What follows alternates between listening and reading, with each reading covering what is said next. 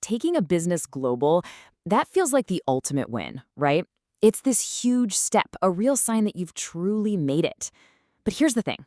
The difference between a successful global launch and a really costly failure, well, it often comes down to understanding the hidden risks before you even get started. So, are you ready for that leap? It's a thrilling thought, no doubt. But before you go all in, let's just make sure the foundation you're planning to build on is absolutely rock solid. Okay, so let's get into it. And look, this isn't about listing all the things that can go wrong, just to scare you off, not at all.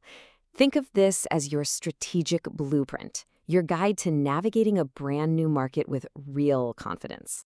This entire blueprint, this whole strategy, is built on just 4 fundamental pillars of risk. And if you can master them, you're not just avoiding disaster, you're actually building a more resilient, more successful global company. So let's dive into the first one. First up, we've got political risk. Now, this is all about the environment you're about to step into, specifically the power of the government and, crucially, the predictability of its actions. Now, the key thing to get here is that this goes way beyond just the headline stuff, political instability. It's really about the day-to-day mechanics of the system you'll be operating inside of. It really breaks down into 3 core components. First, you've got the rules, the laws, the regulations, the taxes. Second, enforcement. Are those rules actually applied consistently, or does it depend on who you know? And finally, state power. How easily can the government just change the game on you, literally overnight? When it comes down to it, it all boils down to one word: predictability. All right, let's move on to our second pillar, and you'll see how this builds.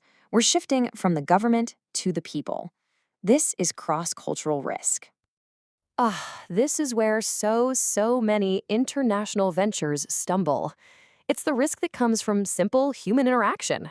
I mean, you could have the absolute best product in the world, but if you can't connect with your local partners, your employees, and your customers, you just won't get very far. Let's break this one down too. Communication. It's not just about language. It's about knowing whether yes means I agree with you, or if it just means I hear what you're saying. Trust. Well, it might be built with a contract in one culture, but only after months of relationship building in another. And norms are all those unwritten rules. If you misread them, you can create a lot of friction without even knowing you're doing it. Okay, pillar number 3. This one hits you right in the wallet. It's currency risk. This is the cold, hard financial reality of operating across borders. Let me make this super simple. Imagine you sell a product for €100, which is worth, say, $110 the day you make the sale. Great.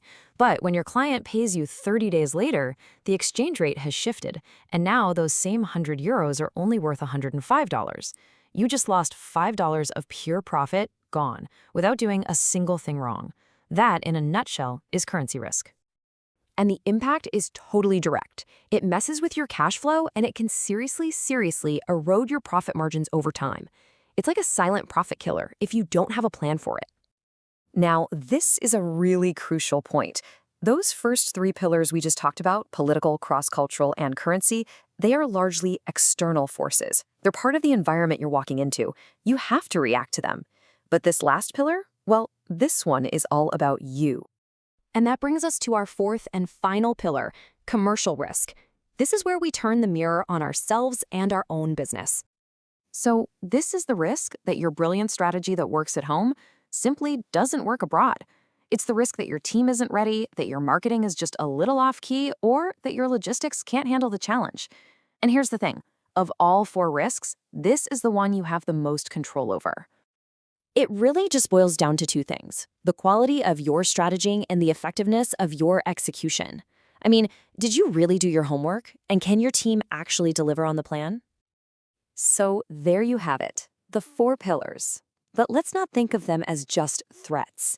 Instead, let's reframe them as a really powerful strategic checklist, your blueprint for success. This table pulls it all together perfectly. For political risk, you've got to ask yourself, is the legal framework predictable? For cross-cultural, does my business style actually fit the local culture? For currency, how am I going to protect my profits? And for commercial risk, maybe the biggest one of all, is my strategy really ready for this specific market? And that's really the big takeaway here. Understanding these risks isn't about finding reasons not to expand. It's about knowing exactly what you need to build to create a strong, stable, and successful international business.